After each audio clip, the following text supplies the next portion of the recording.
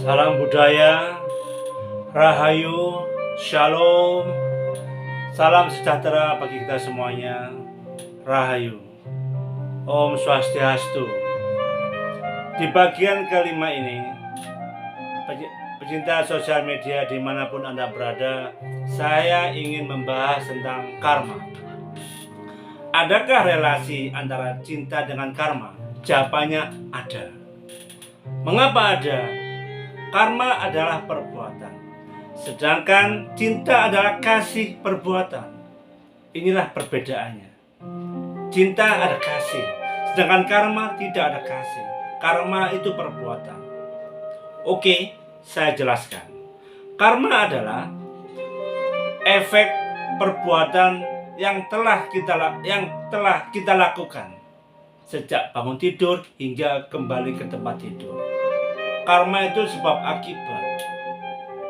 Jadi kalau kita berbuat baik, maka hasilnya baik. Kalau kita berbuat buruk, maka hasilnya ya buruk. Itu karma. Kita tidak bisa menolak karma. Karma adalah konsekuensi dari perbuatan yang kita lakukan. Apapun perbuatannya itu, siapapun Anda, tidak peduli. Karma harus dipertanggungjawabkan. Karma tidak selesai hanya dengan meminta maaf. Tidak. Karma itu perbuatan. Jadi kalau kita berbuat, ya harus berani menanggung risikonya. Kita harus jujur menerimanya. Kalau kita lari dari perbuatan, itu namanya pengecut. Pengecut, dan Anda tetap akan dituntut dengan karma. Karma tidak selesai. Kemanapun kita pergi, kemanapun kita meninggalkan karma, kita akan tetap suatu ketika kita akan mendapatkan karma itu sendiri. Karma itu berasal dari diri kita sendiri. Itu penjelasan karma yang saya dapatkan dari pengalaman pribadi saya dan pengalaman dari beberapa orang yang saya temui. Pecinta sosial media dimanapun Anda berada, apakah ada korelasinya cinta dengan karma? Pasti ada. Oke, saya akan memberikan contoh dari cinta dan karma. Adakah korelasinya? Di mana korelasinya? Contoh pertama itu pasti positif, dan yang kedua negatif. Saya memberikan contoh ini supaya jelas. Contoh pertama, ketika kita, saya atau siapapun Anda mencintai seseorang, tentu Anda sudah berpikir sebelumnya untuk apa dan bagaimana. Saya nggak perlu menjelaskan. Ketika Anda mencintai seseorang, tentu tujuannya adalah umumnya berlanjut, yaitu ke pernikahan. Kemudian setelah menikah, berlanjut membangun mahligai rumah tangga, membangun isinya, dan seterusnya dan seterusnya. Bahkan kalau bisa selamanya. Ini umum, wajar. Maka ketika Anda mencintai seseorang, katakan cinta itu dengan jujur.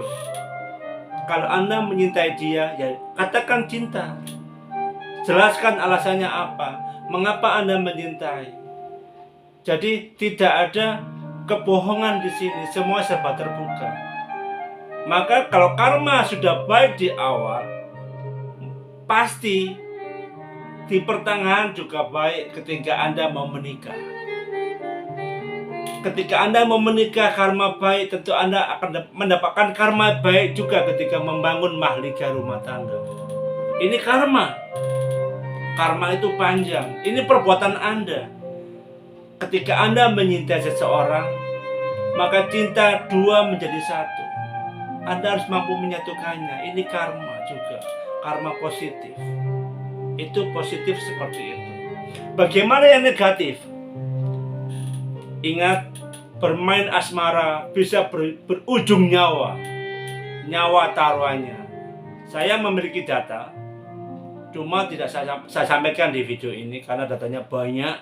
Yaitu akibat permainan cinta, nyawa hilang.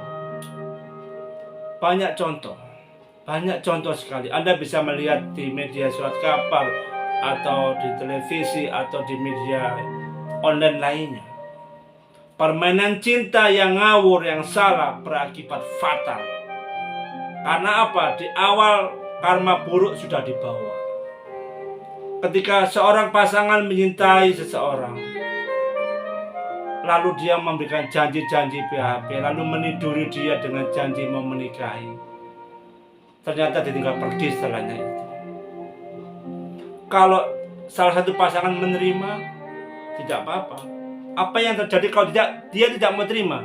Dia akan balas dendam, menuntut dendam, dan pasti yakin, saya yakin, ujungnya pembunuhan. Dia pasti berani. Maka di video ini saya berharap kepada siapapun yang sedang jatuh cinta atau mencintai, atau mohon maaf saya nggak menggurui ya, saya nggak so hebat bagi yang sudah menikah apapun juga. Ingat karma baik di awal. Adakah karma baik di awal ini? Tujuannya apa? Supaya perjalanan Anda, perjalanan saya, perjalanan menjalin cinta kasih ini tidak mengalami distorsi, gangguan dan macam-macam. Kalau mengalami gangguan ya kembali di awal. Kita harus ingat, kita mencintai dia dasarnya cinta dulu. Soal harta, soal yang lain-lain, perhitungan itu bisa diatur, bisa dikomunikasikan, bisa disambungkan. Demikian video bagian kelima ini, semoga bermanfaat. Saya pribadi berharap untuk yang kelima ini tentang karma ini, siapapun Anda tolong hati-hati ketika bermain asmara, bermain cinta. Jangan khianati cinta. Cinta itu suci. Cinta itu suci, cinta itu utuh. Cinta berasal dari Tuhan yang Maha Kuasa. Bila Anda menyakiti cinta, berarti Anda menyakiti Tuhan. Tuhan disakiti.